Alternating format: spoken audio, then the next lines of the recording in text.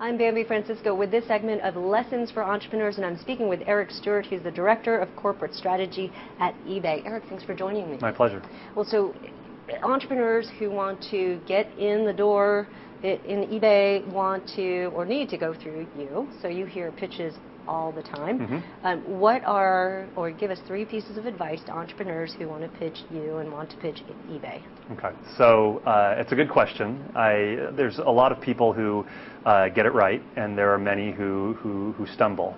The first piece of advice I would give you is be able to tell me pretty quickly and concisely what your product is and what it does. And in particular, something that I've noticed is that entrepreneurs who are coming from outside Silicon Valley, and in particular those from other countries, often delay that a long time. And to some extent, it may be a cultural habit. You mean they say it after 5 minutes, or what? No, I mean like they spend the first, if I let them, they would spend the first 45 minutes telling me about their childhood and what led them to the company. And I understand that that's normal business practice where they come from. Yeah. But in Silicon Valley here, I want to hear what your product does in the first 5 minutes, or else I'm going to get very antsy. So tell me what it is that you do. Yeah. The second thing is come to the meeting with some ideas as to how we might work together. Unless it's just a pure meet and greet where you want to tell me what you do and there's no expectation of any further conversations. But it's best if we can have a conversation about what we might be able to connect on. Right. But the third piece of advice tempers that second piece, which is that you shouldn't be too wedded to whatever it is that you have in mind. Mm-hmm. So in a couple cases, I've talked to entrepreneurs and they have brought an idea to me, but there's some reason that won't fit well inside eBay. Either there's something about our capabilities or lack of capabilities that they're not aware of, or some organizational fact that means that their original idea doesn't quite work. Mm-hmm. And then they stick to it and they say, but I really think that we should do this with eBay. And I'm saying, no, you don't understand.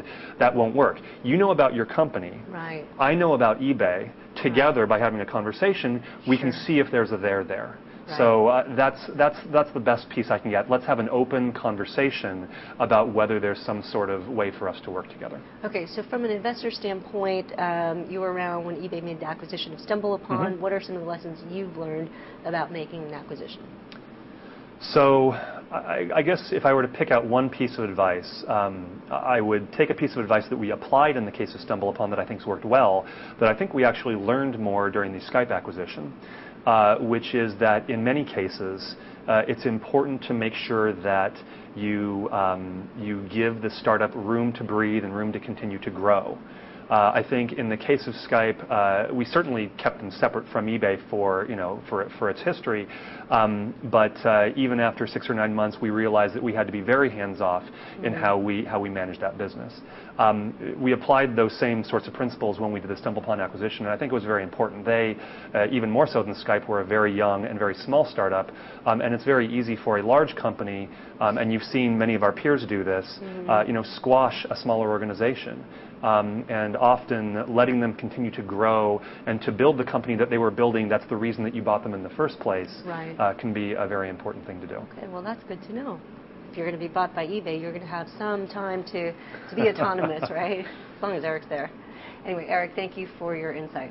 Thank you. I've been speaking to Eric Stewart. He's the Director of Corporate Strategy at eBay. I'm Bambi Francisco.